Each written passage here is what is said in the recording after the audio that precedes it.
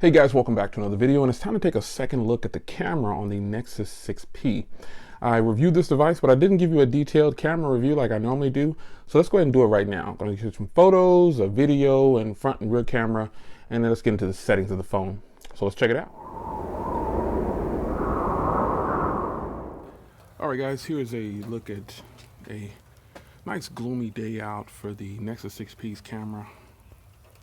Let's zoom in. The zoom is really fast. Wow. 4K sample. You can see how it handles zoom. Grass nice and green. Pan around. Crystal clear camera. Let's go out and take a walk here. See how it handles a walk.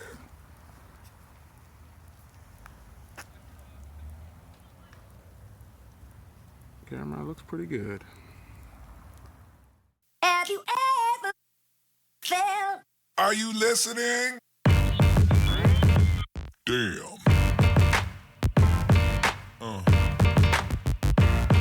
Yeah. Yeah. Yeah.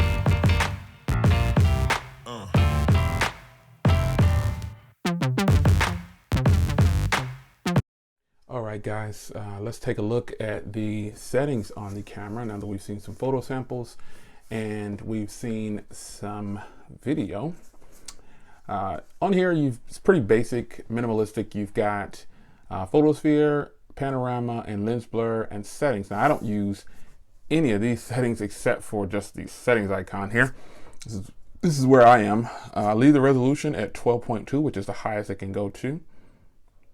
And I'll leave the front at 8, which is the highest it can go to. I'm okay with that 4:3 ratio too, because I want the highest quality photo I could possibly get. As far as the rear camera goes, I leave it at 4K because I'm going to start doing everything in 4K. So I'm shooting all videos in 4K if I can going forward. But I wanted to give you the 4K sample that you saw. It was a nice gloomy day out. It's raining today. And I thought, I always do videos on sunny days. So let's check a rainy day. So 4K, 1080p, and 720p for the rear. Now the front actually shoots at 1080p, 720p, and 480p. So good camera resolution there. Doesn't have optical image stabilization, but it does have video stabilization, which is something completely different. You can go for your panorama, you can go high, normal, but I don't use panorama, so that's not something that I'm even into at all. I don't use lens blur and all that. Here's your burst settings. It does do burst, and I leave the grid on. I don't need location, and that's pretty much it. You can swipe back and forth to get from video to photos, and that's it. It does have HDR, auto HDR. You can leave HDR on. I do leave auto HDR on. You could turn on HDR, but just know it's a longer snap. It takes a little bit longer to get the photo out. But it will produce great photos. And the photos that you saw in this video were all with auto HDR. Looking at the back here, this is the rear camera.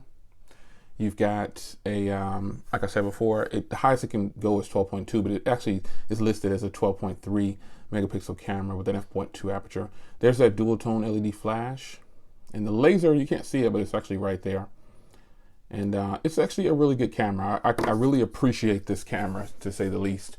But that's another look at the Nexus 6P's camera. I didn't give you a detailed look at the camera last year, so I wanted to bring 2016 in and give you a second look at how I feel about the Nexus 6P camera.